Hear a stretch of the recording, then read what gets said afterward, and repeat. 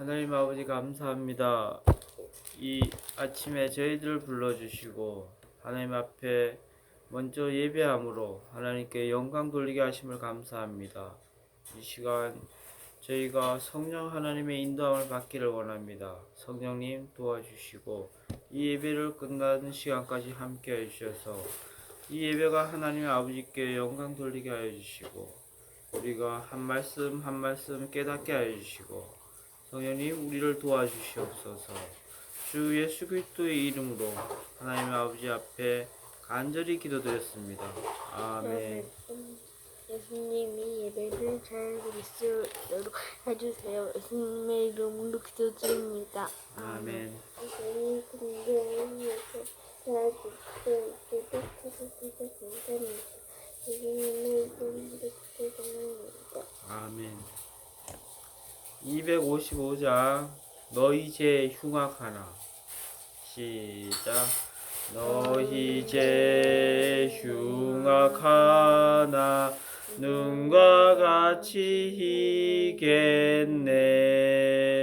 너희 죄 흉악하나 눈과 같이 희겠네. 죄의 빛 흉악하나 희게 되리라.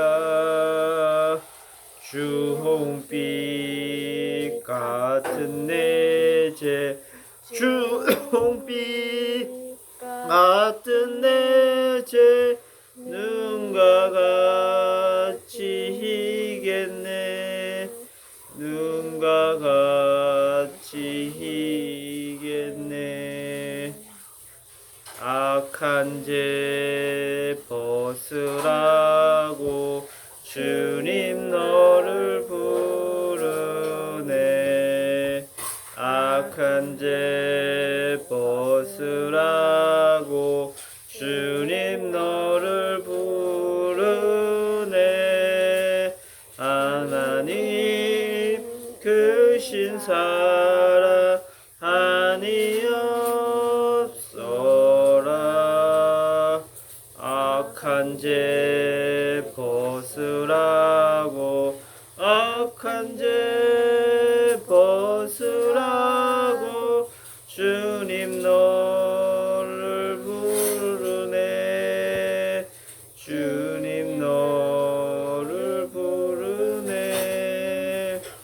너희 죄 사해 주사 기억 아니하시네.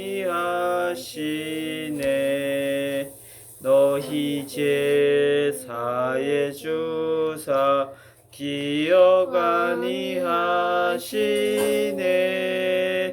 불쌍한 사람들아 오라 하시네. 너희 죄 사해 주사 너희 죄 사해 주사 너희 죄 기억 아니하시네. 기억 아니하시네. 네. 예수님께서는 자기의 죄를 회개하는 사람들에게 아무리 흉악한 죄를 짓더라도 주님 앞에 회개하는 자들에게 그의 죄가 주홍빛같이, 주홍빛은 어떻게 해요? 빨갈주자, 알겠죠? 아주 그의 아주 주홍빛같이 그의 죄가 진하고 그 주홍빛 같을지라도 눈과 같이 하얗게 만든다, 알겠죠? 그리고 또한 악한 죄 벗으라고 주님 너를 계속 부른대요. 악한 죄 벗으라고 계속 부른대. 그때 우리가 이 죄를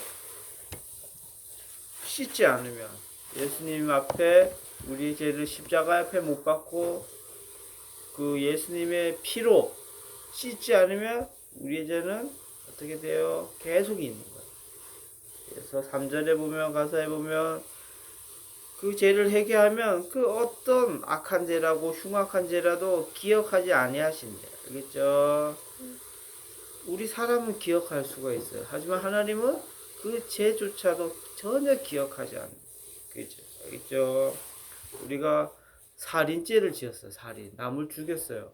하지만 어떻게 돼요? 하나님께서는 회개하는 자들은 다 용서해 주신다. 알겠죠? 살인을 지었을지라도 하나님 앞에 용서하며 예수 그리스도의 보혈로 깨끗함 받은 사람은 어떻게 돼요? 전혀 기억치 않는다는 거예요. 알겠죠? 네, 그래서 우리가 하나님 앞에 회개하는 것은 우리의 몸의 일부가 되어야 되는 거예요. 알겠죠? 기도의 일부가 되어야 돼요. 네, 알겠죠? 오늘 로마서 9장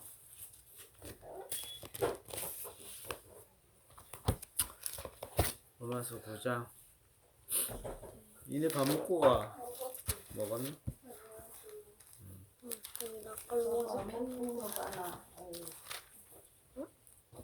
로마서 9장 먹었대. 로마서 9장 먹었대. 9장 준비했어요? 자, 시작. 내가 그리스도 안에서 참말을 하고 거짓말을 아니하노라. 나에게 큰 근심이 있는 것과 마음에 그치지 않는 고통이 있는 것을 내 양심이 성령 안에서 나와 더불어 증언하노니. 이게 무슨 말씀이에요, 겸이? 무슨 말씀이에요?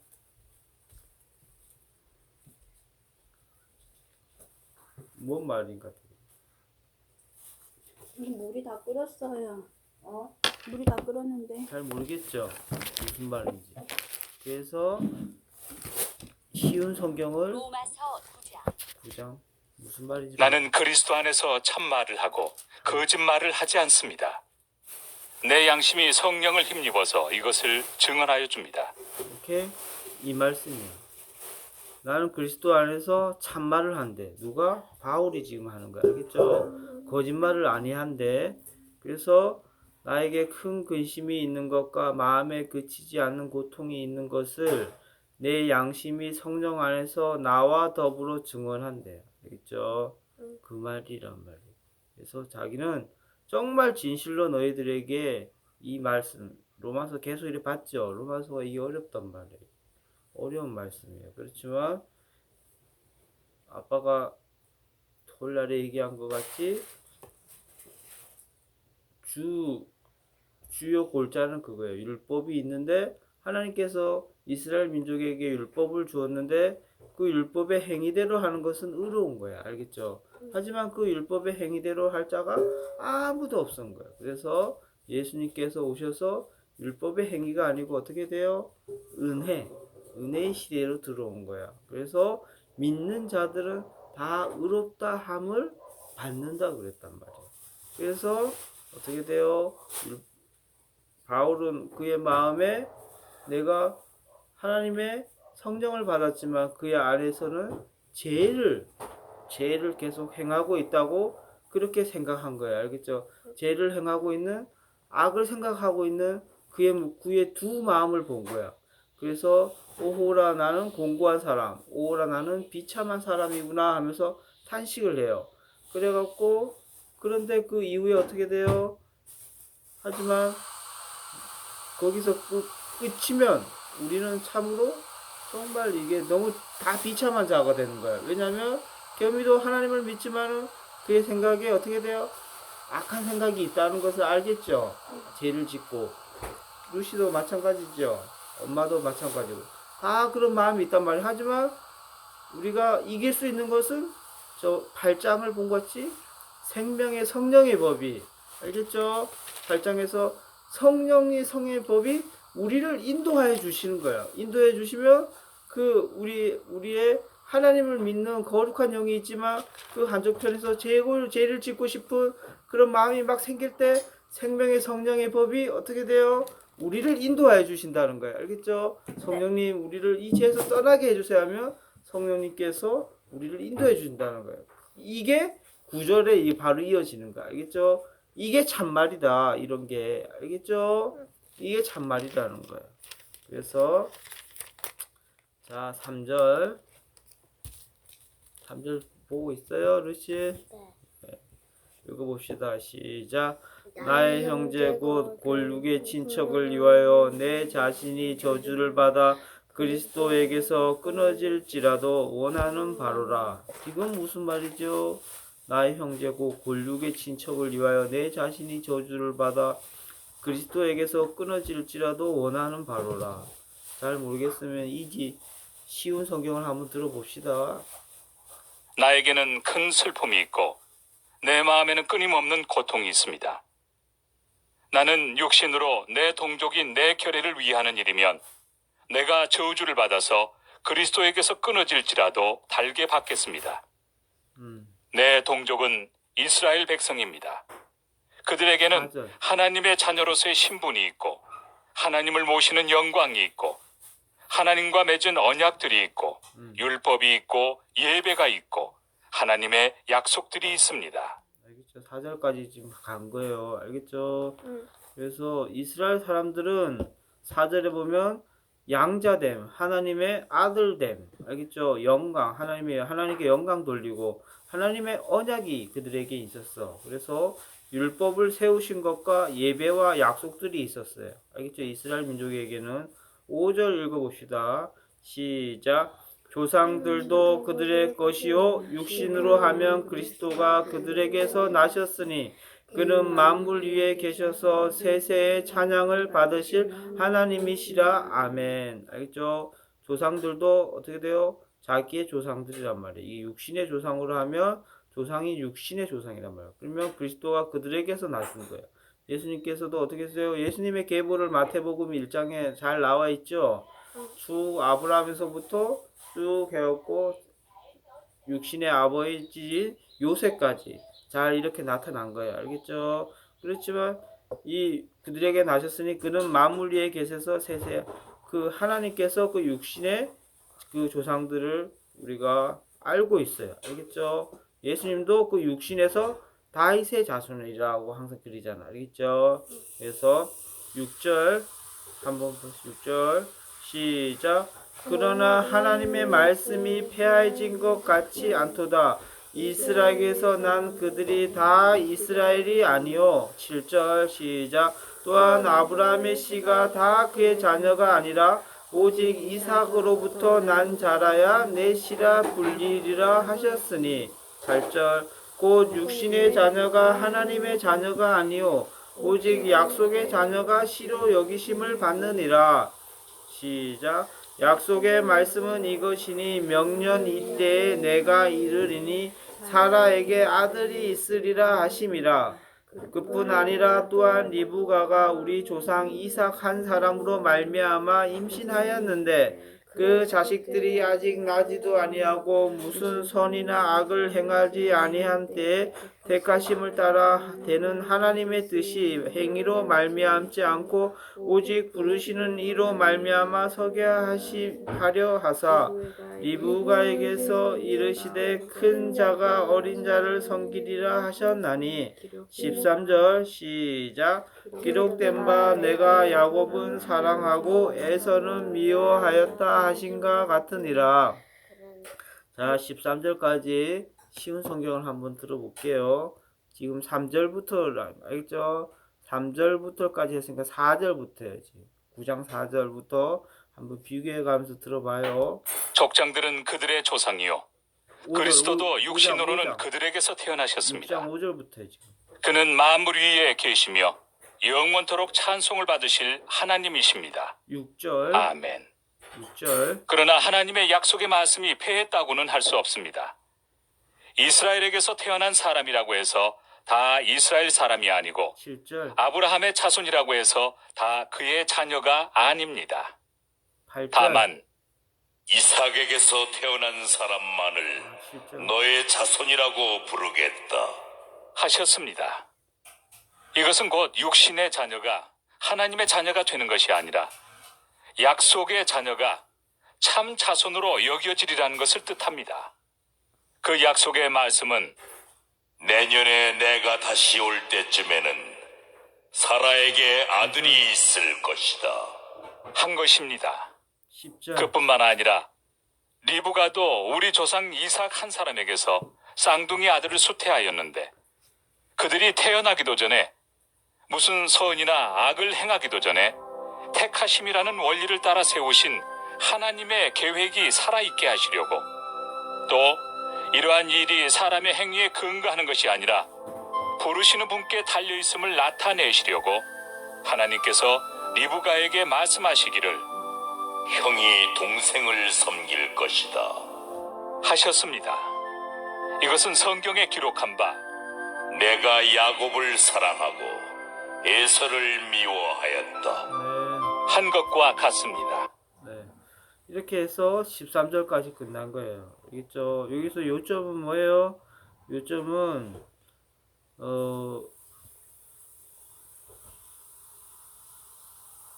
7절 겸 읽어보세요.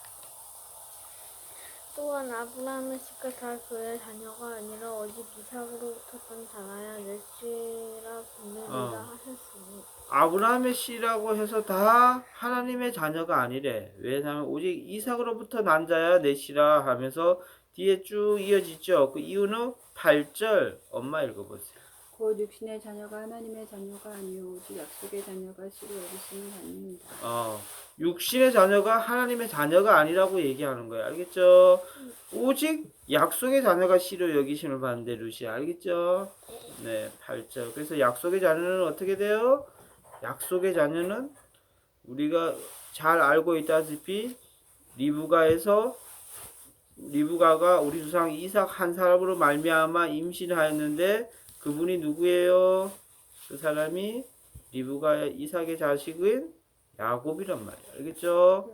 야곱은 누구예요? 하나님께서 너를 이스라엘이라고 하겠다 그랬죠. 그래서 이 이스라엘의 이 야곱의 이 자만이 어떻게 되면 에서의 후손도 아니고 야곱의 후손이 된 사람만이 어떻게 돼요? 하나님의 자녀에 되는 그 택하심 받은 자들이 다 되는 거예요. 자, 14절부터 다시 읽을게요. 루시아 14절 시작. 그런즉 우리가 무슨 말을 하리요? 하나님께 불의가 있느냐? 그럴 수 없느니라. 모세에게 이르시되 내가 긍휼히 여길 자를 긍휼히 여기고 불쌍히 여길 자를 불쌍히 여기리라 하셨으니 그런즉 원하는 자로 말미암도 아니요 다른 박질하는 자로 말미암도 아니요 오직 긍휼히 여기시는 하나님으로 말미암음이니라. 성경이 바로에게 이르시되 내가 이 일을 위하여 너를 세웠으니 곧 너로 말미암아 내 능력을 보이고 내 이름이 온 땅에 전파되게 하려 함이라 하셨으니 그런즉 하나님께서 하고자 하시는 자를 긍휼히 여기시고 하고자 하시는 자를 완악하게 하시느니라. 네, 여기서는 무슨 말이 나와요? 모세가 나오죠. 모세가 나오면서 어떻게 돼요? 모세가 그 출애굽을 그 이스라엘 민족들이 하나님께서 택해서 세운 그 야곱의 자손들이 어떻게 했어요? 애굽이라는 데 가서 종노릇 하고 있었죠. 애굽 땅에서. 알겠죠? 그래서 모세를 통하여 빼내려고 했어요. 빼내려고. 가자. 이제 너네들은 하나님께서 택한 민족인데 왜 여기 와서 이 애굽 사람들 밑에 바로 왕 밑에 와서 종노릇 하느냐? 알겠죠? 종노릇 하니까 사람들이 안 간다고 하는 거야. 이게 더 편하다는 거야. 알겠죠? 내가 종이 되지만 여기서는 잘 먹고 잘 살 수 있다. 안 간다 하면서 우상을 섬기면서 바로를 섬기면서 그렇게 이방신을 섬기고 이들은 있었어요. 하지만 어떻게 됐어요? 그래서 하나님께서 바로를 선택해서 더 완악하게 해서 18절에 그런즉 하나님께서 하고자 하시는 자를 긍휼히 여기시고 긍휼히 여기는 것은 이스라엘 백성들을 위해서 긍휼히 여기시고 하고자 하시는 자를 완악하게 했다. 하고자 하시는 자는 바로를 더 완악하게 해서 어떻게 돼요? 하나님의 능력을 보이게 하면서 이스라엘 너네들은 더 이상 바로 밑에 있지 말고 나가라. 가나안으로 가라 하면서 이렇게 인도했던 거야. 알겠죠? 이게 쭉 해오고 바울이 이렇게 설명을 하고 있어요. 자, 하나님의 진노와 긍휼 19절부터 29절까지 또 쭉 읽을게요. 시작. 혹 내가 내게 말하기를 그러면 하나님이 어찌하여 허물하시느냐 누가 그 뜻을 대적하느냐 하리니 이 사람아 내가 누구이기에 감히 하나님께 반문하느냐 지음을 받은 물건이 지은 자에게 어찌 나를 이같이 만들었느냐 말하겠느냐 토기장이가 진흙 한 덩이로 하나는 기 쓸 그릇을 하나는 천이 쓸 그릇을 만들 고난이 없느냐 만일 하나님의 그의 진노를 보이시고 그의 능력을 알게 하고자 하사 멸하기로 준비된 진노의 그릇을 오래 참으심으로 간용하시고 또한 영광 받기로 예비하신 바 긍휼의 그릇에 대하여 그 영광의 풍성함을 알게 하고자 하셨을지라도 무슨 말을 하리요 이 그릇은 우리니 곧 유대인 중에서뿐 아니라 이방인 중에서도 부르신 자니라 호세아의 글에도 이르기를 내가 내 백성 아닌 자를 내 백성이라 사랑하지 아니한 자를 사랑한 자라 부르리라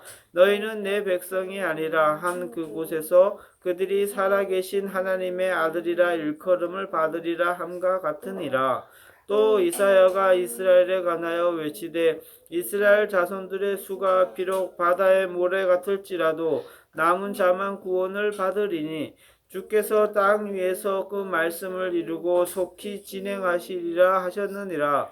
또한 이사야가 미리 말한 바 만일 만군의 주께서 우리에게 씨를 남겨두지 아니하셨더라면 우리가 소돔과 같이 되고 고모라와 같이 되었으리라 함과 같으니라.